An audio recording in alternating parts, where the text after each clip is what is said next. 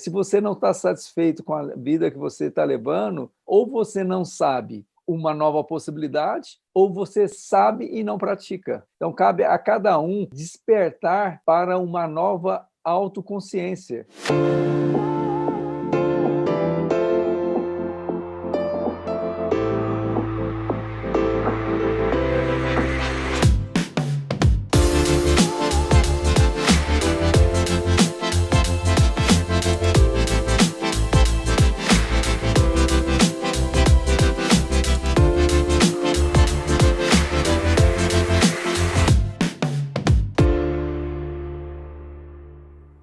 Tudo sobre a relação entre cérebro e meditação, a ciência da meditação, como é que a meditação, que as técnicas de meditação podem influenciar o nosso cérebro, para que o cérebro também, por sua vez, influencie o corpo a ficar mais saudável, menos ansioso, menos estressado, e aí sim conquistar aquilo que ele, o neurocirurgião Eduardo Silva, chama de um cérebro em alta performance.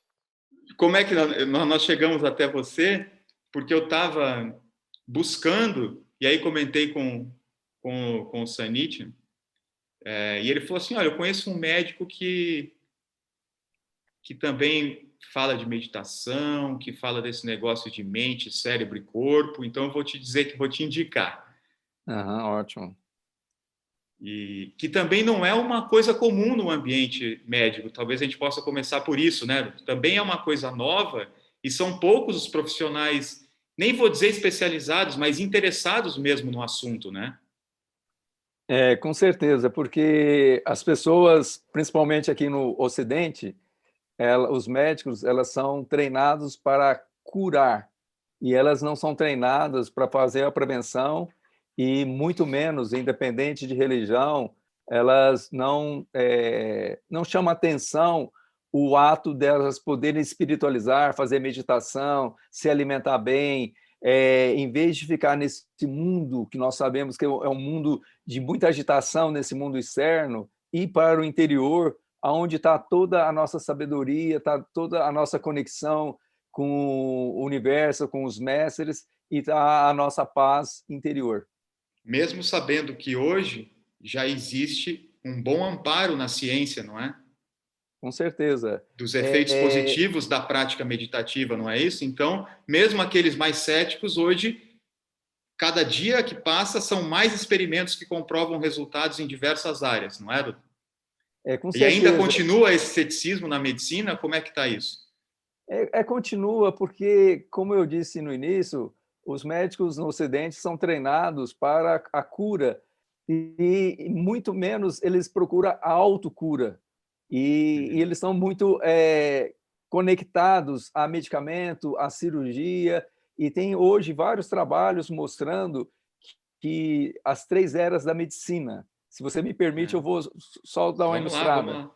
Sim, então, a primeira era da medicina foi quando descobriu-se o raio-x, descobriu-se a penicilina, e isso, e além da cirurgia, do éter, do anestésico, isso em 1700 e pouco, 760, por aí, as pessoas começaram a tratar através de medicamentos, de fármacos, e através de cirurgia.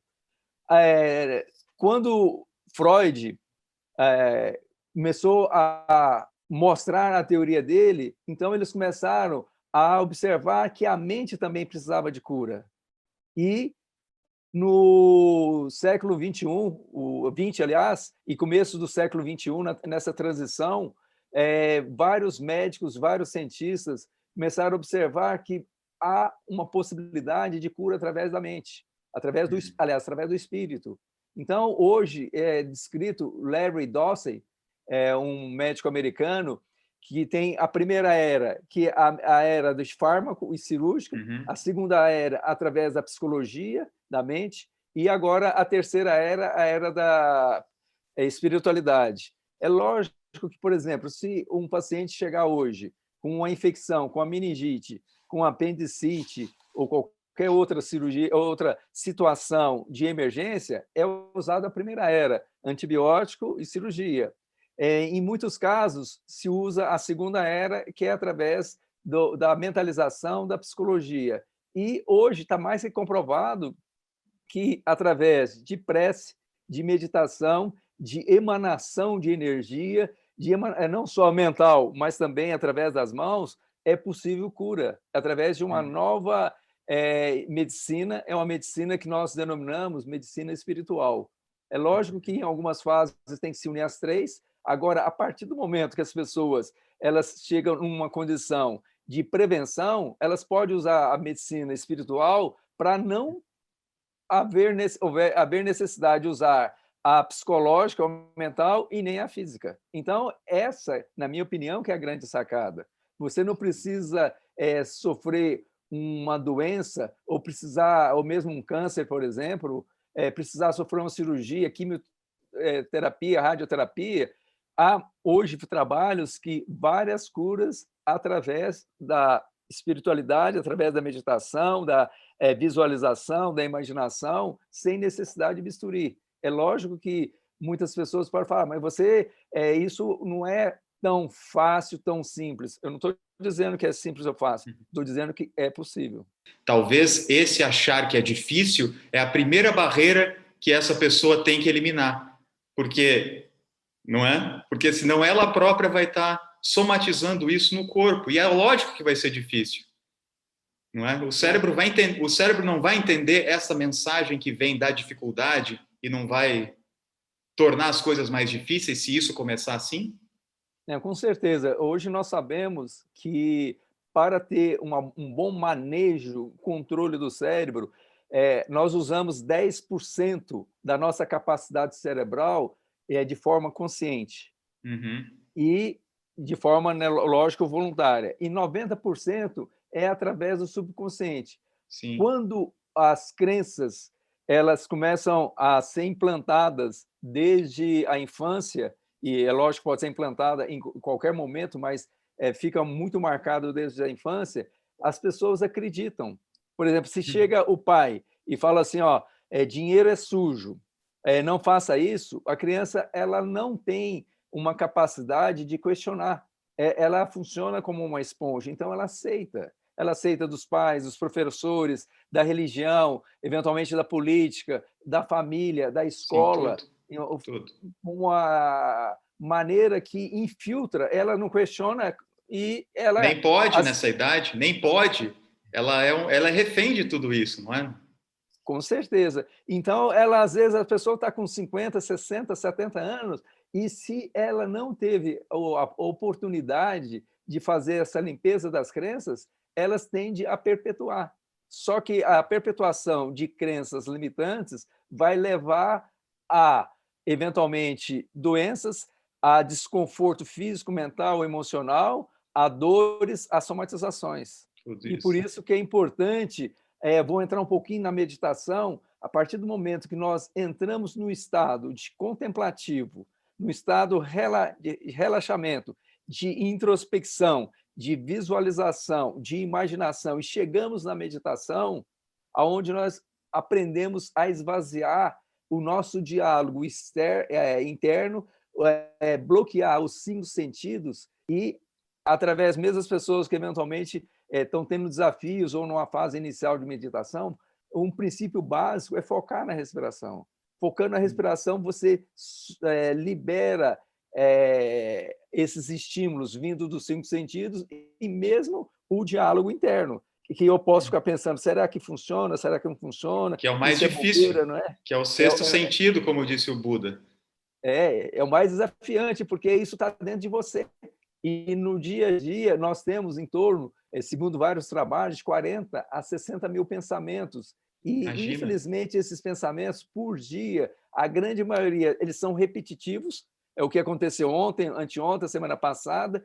E, na maioria das pessoas, eles são negativos, eles são pensamentos que levam a pessoa à negatividade. E entra num círculo vicioso de somatização, de dor, de doença e de desconforto.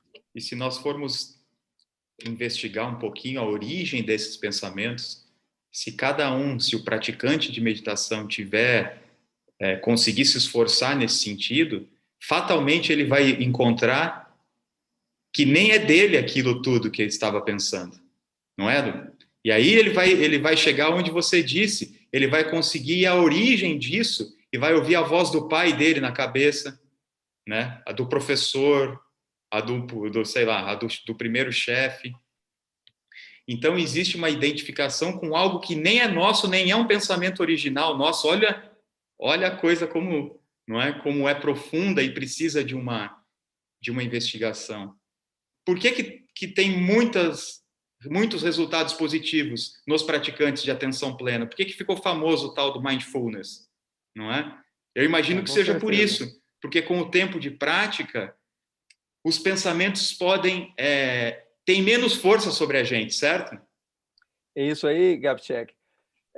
Pode ser compreendido da seguinte maneira.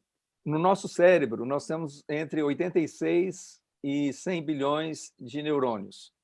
E, a partir do momento que a pessoa utiliza um dos sentidos, ela vai fazendo novas conexões, ela vai fazendo novas sinapses. E essas sinapses, no caso das crenças, dos pensamentos, elas são conexões muito fortes. Então, e não tem uma maneira ainda conhecida de romper de uma vez, a não ser num trauma muito violento, num choque, numa morte, num acidente, por metodologia convencional. Então isso precisa-se de treino. Então imagina que aqui eu vou demonstrar tenha crenças limitantes. Agora você quer sair dessas crenças e atingir outra. Então essa explicação que você acabou de dar. Então se você está nos pensamentos e a partir do momento que você começa a ter atenção no corpo, o que acontece? Aquelas crenças, elas começam a enfraquecer. Vamos fazer uma analogia com a luz. Elas estavam muito iluminadas e a partir do momento que você joga um foco, imagina uma lanterna para o outro lado, aqui começa a ficar escuro e do outro lado fica claro. E qual que é o lado que fica claro? Aquele lado da autopercepção, aquele lado da introspecção, aquele lado de observar o corpo, observar a respiração. E a partir do momento que aquelas conexões iniciais eram fortes, elas vão enfraquecendo e aquelas que não tinham ou eventualmente eram fracas, elas vão fortalecendo. Então, isso é um método de explicação de como, através do treino, nós podemos fazer o que nós denominamos neuroplasticidade. E essa neuroplasticidade é denominada neuroplasticidade ativa, uma neuroplasticidade proativa ou uma neuroplasticidade positiva. Aquela neuroplasticidade que nos leva a sofrimento, que nos leva à dor, ela também é uma neuroplasticidade, só que é uma neuroplasticidade reativa, negativa e que nos leva a sofrimento. Então, o grande toque-chave nesse caso é você sair de uma neuroplasticidade que te leva à dor para uma neuroplasticidade que te leva a bem-estar. Então, isso pode ser feito através de treinamento, e muito treinamento.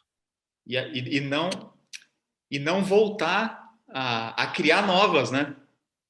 Porque... normalmente, eventualmente, quando as pessoas ainda estão numa fase inicial, até essas novas são recriadas ou são criadas. A partir do momento que elas entram num estado meditativo e com muita dedicação, persistência à prática, o próprio Buda, em várias ocasiões, quando eu chegava perto dele, mestre, como que eu faço para conseguir isso? Prática, prática e prática. Sim. Assim nós estamos falando da meditação como um treinamento, né? Não tem como... Para que o praticante observe todos esses resultados, né, que infelizmente não sai muito, né? Não sai no G1 nem no UOL os resultados, sai de vez em quando uma coisinha pequena, né?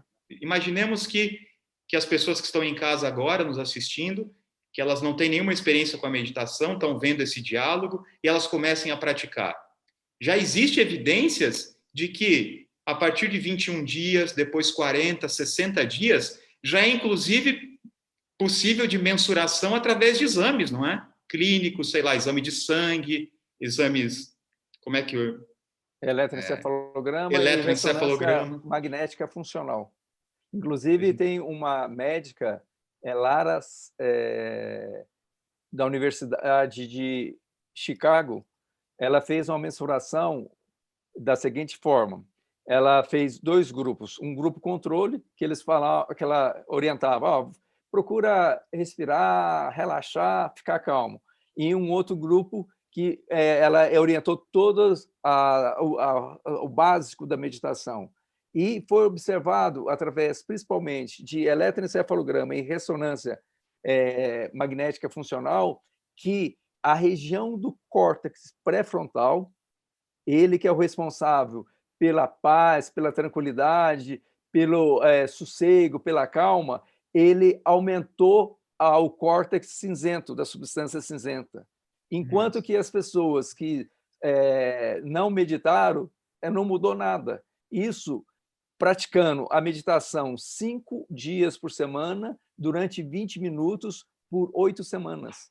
Então, já teve uma maneira de mensurar o crescimento de neurônios, o desenvolvimento de neurônios, e houve uma hipertrofia da massa cinzenta. E justamente nessa área do córtex pré-frontal, que é o maestro, o mestre de uma orquestra. A orquestra é o restante do nosso cérebro e o nosso corpo. Então, é ele que coordena, ele que gerencia, ele que comanda todas as nossas reações. Quando, por exemplo, nós temos, como você tinha comentado, uma situação instintiva, eventualmente, uma situação de condicionamento, através da ativação do córtex pré-frontal, nós aprendemos a ter um comando, um controle do sistema límbico, que é o sistema hormonal, ou o sistema mamífero, que é o sistema emocional. E também nós temos um controle do cérebro instintivo, que é o cérebro reptiliano, que é o responsável pela situação de sobrevivência. Ele nos dá a capacidade de lutar ou fugir. Quando as pessoas não têm uma paz interior, elas não meditam, normalmente ficam no comando ou o cérebro instintivo, que é o básico da sobrevivência, que é o alerta, ou o cérebro emocional. E quando esses dois estão no comando por muito tempo, com certeza a nossa razão ela fica anulada, e com isso, quando se toma a maioria das decisões de nível emocional, o nosso corpo sofre. Sofre dor, sofre doença, sofre por mau relacionamento, sofre por estresse. Sim. Você está me dizendo que também existe, nesse caso, uma identificação direta com qualquer processo de pensamento, não é? Veio aquele pensamento, eu já tomo logo carona com ele, e aí, depois de um tempo dessa carona, começa a somatização no corpo. Justamente. Então, por isso que é importante estar bem assim definido como a meditação pode proporcionar benefícios para o autocontrole emocional, o autocontrole instintivo. Porque e com isso as pessoas elas tomam as decisões baseadas na razão e não na emoção. Ficam menos reativos. Podemos dizer que existe diminui a reatividade assim mecânica, né? Você dá um tapa na minha cara, eu logo devolvo o tapa na sua cara. Mas isso não é a ação mais inteligente, talvez, não é? Não se sabe se é. Não é olho por olho, dente por dente. Então, as pessoas elas respiram fundo e elas tomam uma decisão que é melhor para elas, não uma decisão reacional. Sim. Tem um tema que eu fico meditando, digamos, sobre ele, que é cérebro e mente. Será que a gente pode elaborar alguma coisa sobre isso? A diferença entre ambos, onde é que um está e o outro? Essa é uma questão assim, bem interessante, porque antes os médicos, os cientistas, o cérebro está funcionando, Então, ele vai coordenar os seus pensamentos, ele vai coordenar a sua mente. Agora, os espiritualistas já veem de uma maneira totalmente diferente. O A inverso, né? mente, justamente, a mente que vai coordenar todas as suas ações, inclusive a produção de neurotransmissores, que vai desencadear uma resposta no cérebro, dependendo do que você está pensando e do que você está imaginando. E há uma inversão de interpretação. Então, no início, o cérebro manda tudo. Só que se você analisar, por exemplo, numa morte cerebral, eventualmente há uma parada cardíaca. O cérebro, eventualmente, ele ainda está naquela fase final de não teve morte cerebral, está eventualmente ainda funcionando. A hora que para o cérebro, a estrutura do cérebro está lá, mesmo que ainda esteja uma pequena vascularização, está levando sangue, um pouquinho de oxigênio, nutrientes. Mas acabou a função, porque a mente que comanda o cérebro. E antes aí as pessoas imaginavam o cérebro comanda a mente. Sim. Isso tanto é uma analogia, por exemplo, se alguém fizer um corte no dedo, o cérebro não, o comando da mente manda plaquetas para coagular, manda neutrófilos, manda linfócitos para, eventualmente, bloquear uma possível infecção, proteger. Então, a pessoa não pensou, eu vou mandar. Não, isso é automático. É a parte subconsciente que está em ação.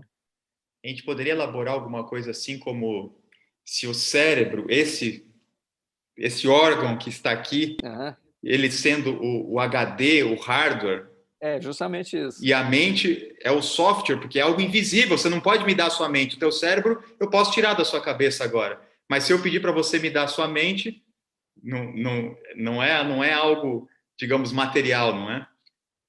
Isso nós podemos fazer analogia, por exemplo, as pessoas, imagina, sem desmerecer ninguém, uma pessoa que nunca estudou e um PhD, um cientista, um prêmio Nobel. Então, o prêmio Nobel, o software vai estar, eventualmente, uma pessoa que fale 10 línguas. O software vai estar totalmente elaborado. Agora, uma pessoa que mal fala uma língua, que nunca estudou, ela só vai ter vivência da visão dela, das experiências dela, mas ela fica prejudicada ou incapacitada para elaborar teorias, elaborar pensamentos, elaborar criatividade, porque ela só está usando o software dela, é muito pequeno. Ela tem um hardware, ela tem o cérebro, só que o software não foi muito elaborado em relação, por exemplo, para o extremo, um prêmio Nobel, como você falou. O prêmio Nobel, o software é muito mais elaborado. Os pensamentos, eles se manifestam no cérebro como impulsos elétricos, como vibração? Como que está isso hoje? O que nós já sabemos hoje?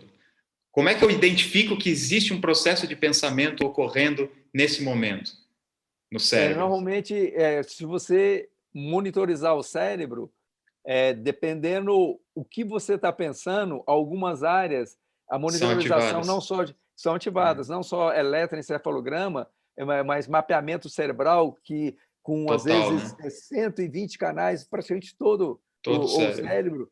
Então, qualquer pensamento, se você, por exemplo, fecha os olhos e visualiza uma maçã, então a área correspondente à visão não é o olho especificamente, o olho é só uma lente. O que está é aqui na região occipital. Então, por isso que hoje é possível uma pessoa ser mensurada em tempo real, do poder detectar. Às vezes, você não precisa saber o que está pensando, mas pode como está pensando. Então, isso que é significativo. Mas o que é isso que está ocorrendo que se chama pensamento? O que está sendo detectado pela máquina? Então, o que ocorre? Como eu falei, essa mensuração é feita e ao nível microscópico. Vamos supor, 2 neurônios. Então, esse é o neurônio que nós chamamos axônio pré-sináptico, Então, ele é antes da formação da sinapse. A sinapse nada mais é do que uma fenda e é onde o neurotransmissor... Primeiro eu vou começar. A partir do momento que você tem um pensamento, então há uma transmissão elétrica. Certo. E quando chega aqui na sinapse, por exemplo, a hora que você dá um abraço a uma pessoa querida, uma mãe está amamentando um bebê, o que acontece?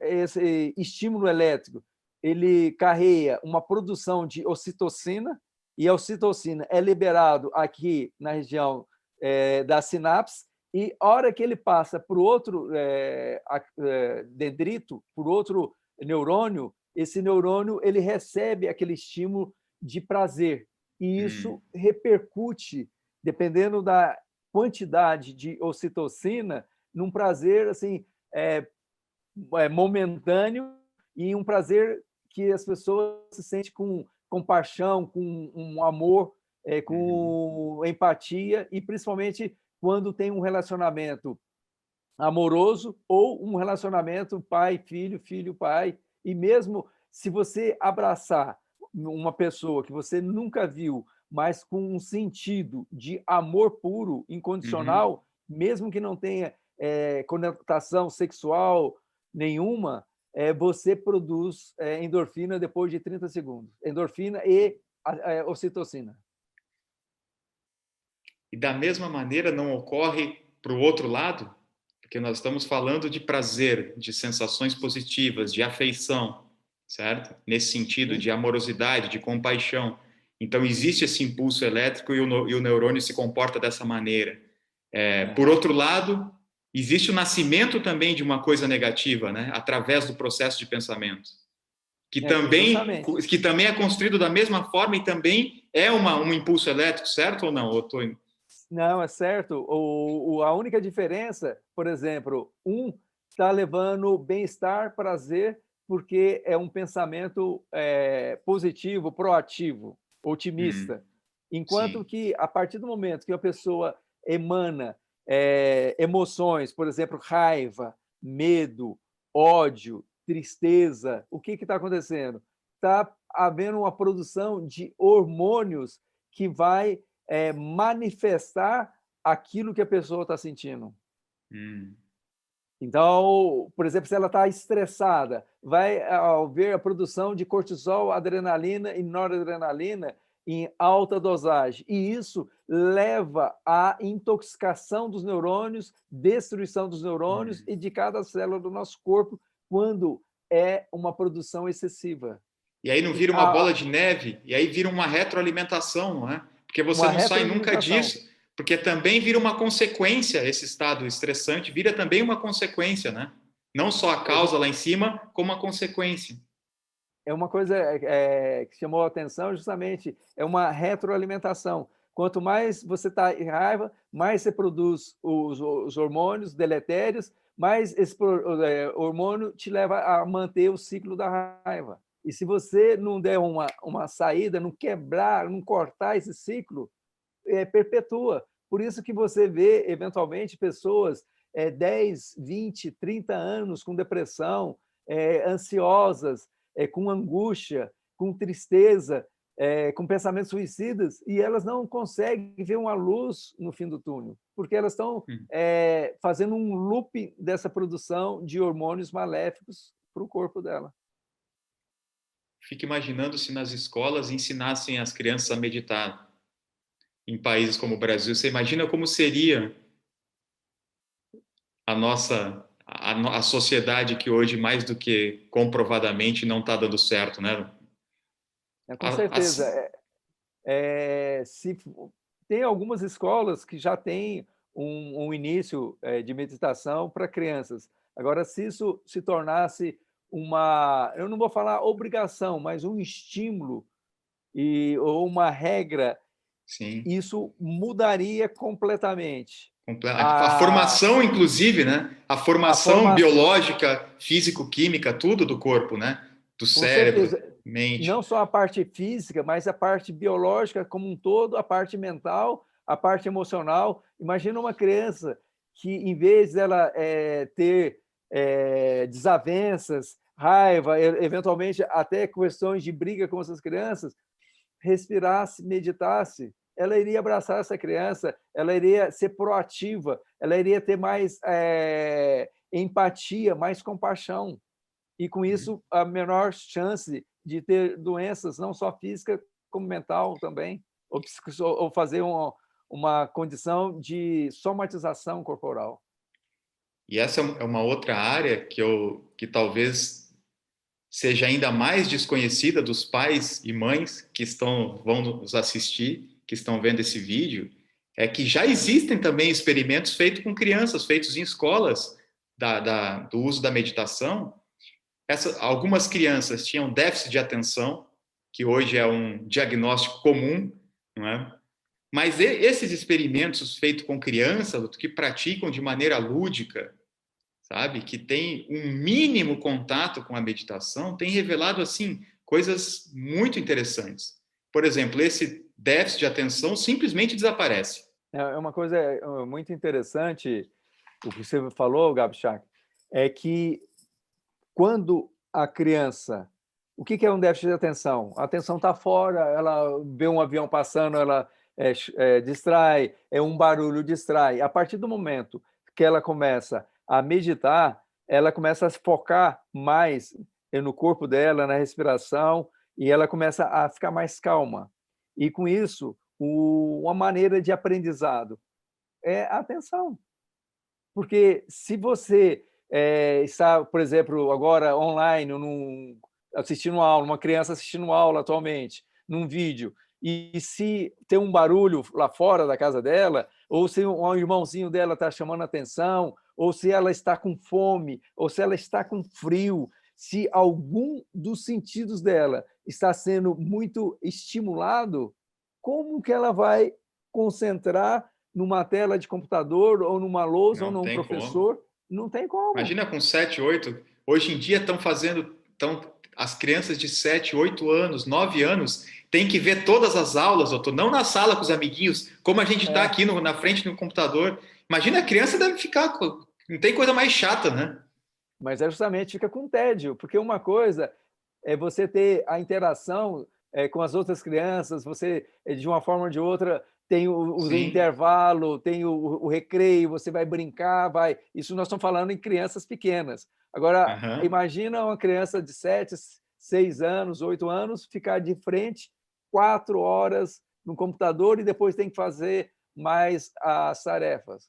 Então, se ela meditar, ou se ela meditasse, com certeza o desempenho dela seria muito superior em relação a um grupo controle que não medita.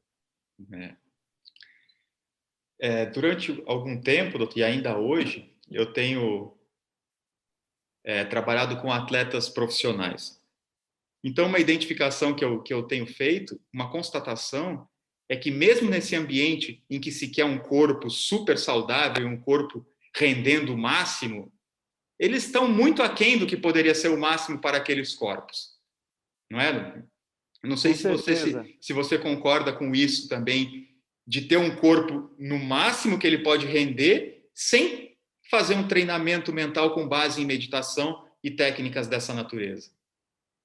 Eu concordo plenamente, Gabi, porque as pessoas não só corpo físico, como você comentou, tem a mente, tem o espírito, e só na respiração, a partir do momento que as pessoas aprendem a ter uma respiração diafragmática, elas, simultaneamente, elas vão fazer um estímulo no nervo vago, um estímulo nos nervos frênicos, e, com isso, melhora a estimulação do parasimpático, elas vão ter maior armazenamento de energia, elas vão ter melhora da imunidade e, simultaneamente, elas vão ter maior oxigenação, maior quantidade de sangue, maior número de nutrientes para o cérebro. E, com isso, o nosso cérebro, mesmo pesando 2% do nosso corpo, ele recebe em torno de 20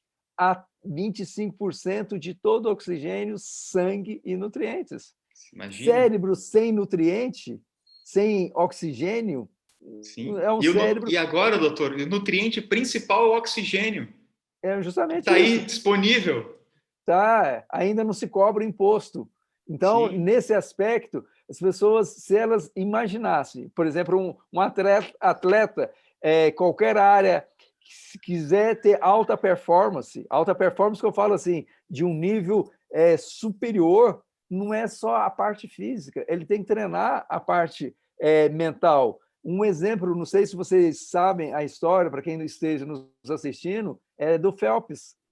O Phelps, além de treinar 8 horas por dia, ele treinava, o técnico dele, mesmo quando ele tinha 7 anos, ele falava assim, vamos tocar a fita. O que é essa fita? Então, ele fechava os olhos antes de dormir e visualizava ele nadando em alta performance, ele subindo no pódio, recebendo a medalha e, simultaneamente, ele tinha uma música que era uma música que eles chamam como um gatilho. A pessoa ouviu a música igual o sino do Pavlov, quando os cachorros ouviam o sino, antes, mesmo sem dar o alimento, eles ficavam condicionados. Então, ele já salivava. E o Phelps ele foi treinado isso até nas últimas Olimpíadas que ele participou, antes de qualquer dele dormir e antes de qualquer apresentação, ele usava a mente, ele visualizava ele nadando, ele visualizava ele com melhor empenho, ele visualizava ele recebendo a medalha olímpica, ele visualizava ouvindo o hino nacional americano.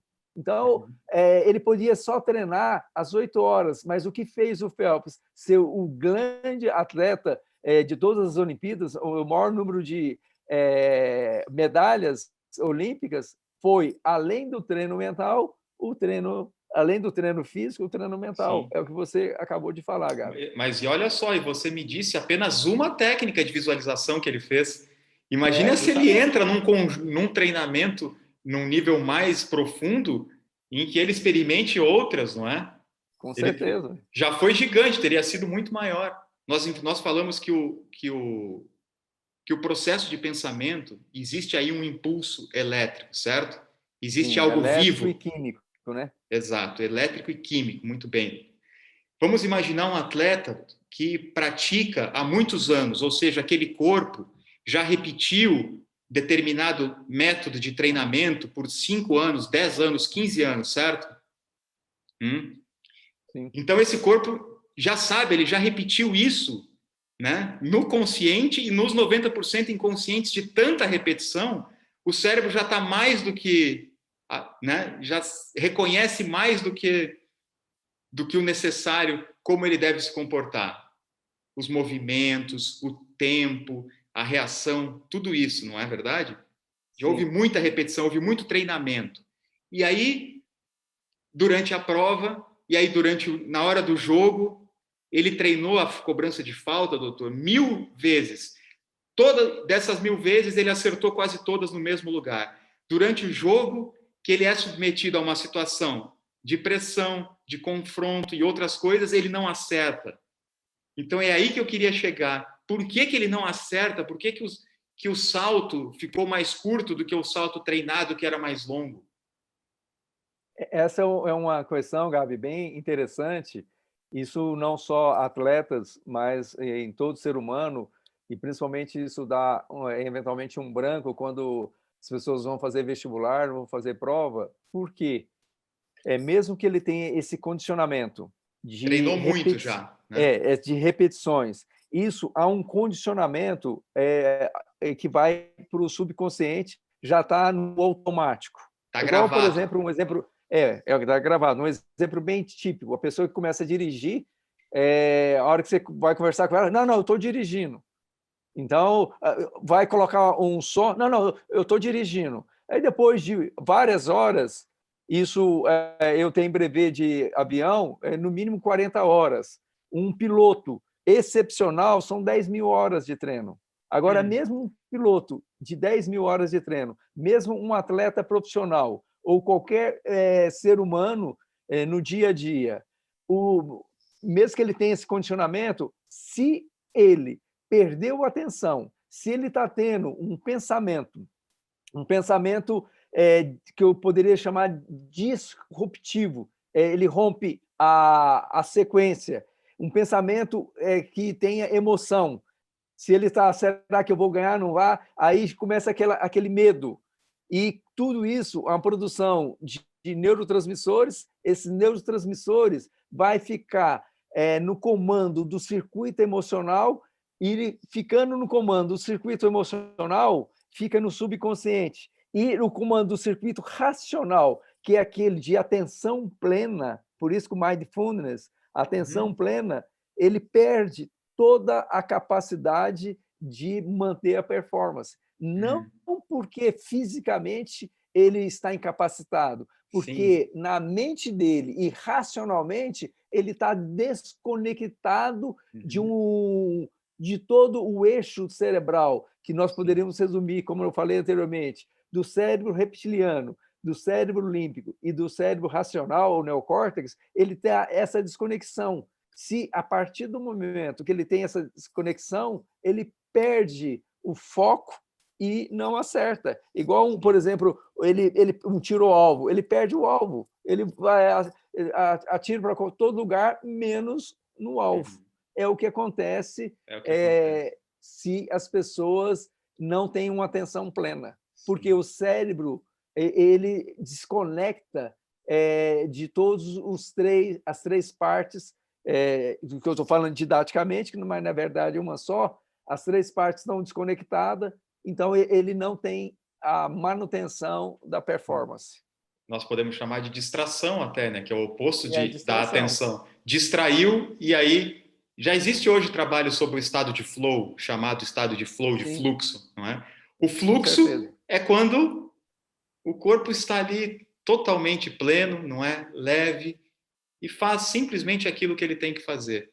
Agora, eu posso só te dar um... Claro. Só, então, é interessante, quando isso, já trabalhos de aproximadamente 15 anos para cá, eles observaram, principalmente examinando os lamas do Nepal e do Tibete, fazendo vários trabalhos, não só de brain map, ou mapeamento cerebral, mas ressonância funcional, eles observaram que nós temos 5 tipos de ondas cerebrais. A primeira onda que as pessoas conhecem, que é essa que nós estamos interagindo, é a alfa. A segunda onda, que ela aprofunda, é a onda... alfa não, desculpa. A primeira onda é beta, que as pessoas estão em vigília. A segunda onda é a onda alfa, e só de você fechar os olhos, respirar fundo, você já aprofunda, é a onda do relaxamento. Depois, a terceira onda é a onda teta, que aonde as pessoas elas podem ouvir, ainda estão entrando no estado de sonolência, mas o corpo já está paralisado. E a quarta onda de profundidade é a onda delta, aonde nem um estímulo muito forte, nem sempre você consegue acordar a pessoa. E eles observaram que tem a onda do fluxo. Qual que é a onda do fluxo? A onda teta. Na onda teta, está todo o cérebro em harmonia, está todo o cérebro numa direção só para as pessoas entenderem. Quando está na onda beta de acordado, o hemisfério esquerdo está em ação, que é o racional. Quando está na onda alfa, o hemisfério direito. Quando está na onda teta, é a região do tálamo. E quando está na onda delta, é a região do tronco cerebral. Quando está em alta performance, está no fluxo, todo o cérebro trabalha a favor daquela intenção e do foco e da atenção que a pessoa está colocando.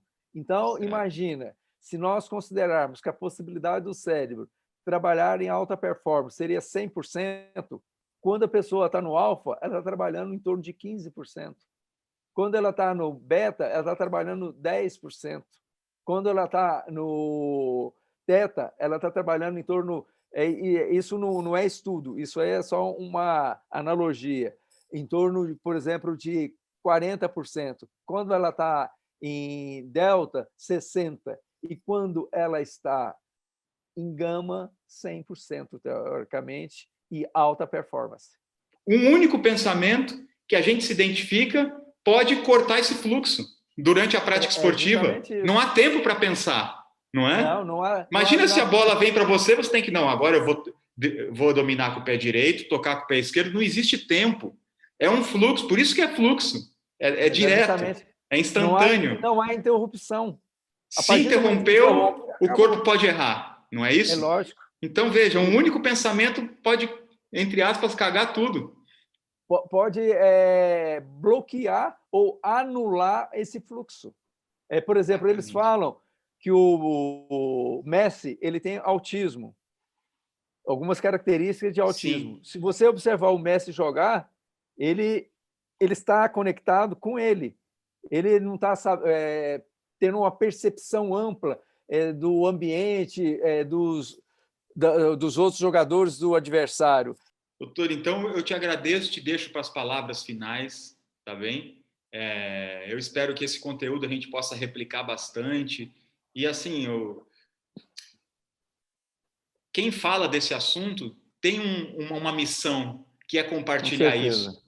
Compartilhar isso, as pessoas saberem que às vezes elas podem deixar o Rivotril, ou pelo menos ir diminuindo o Rivotril. E que cada dia que a nossa palavra, a nossa informação, comunicação, o nosso compartilhamento sirva de inspiração para que outras pessoas também possam visualizar novas possibilidades, não ficarem nas crenças negativas e perceber que atrás de uma dor, de um sofrimento, tem a saúde, tem o bem-estar, tem a felicidade, tem a alegria, e que cabe a cada um de nós como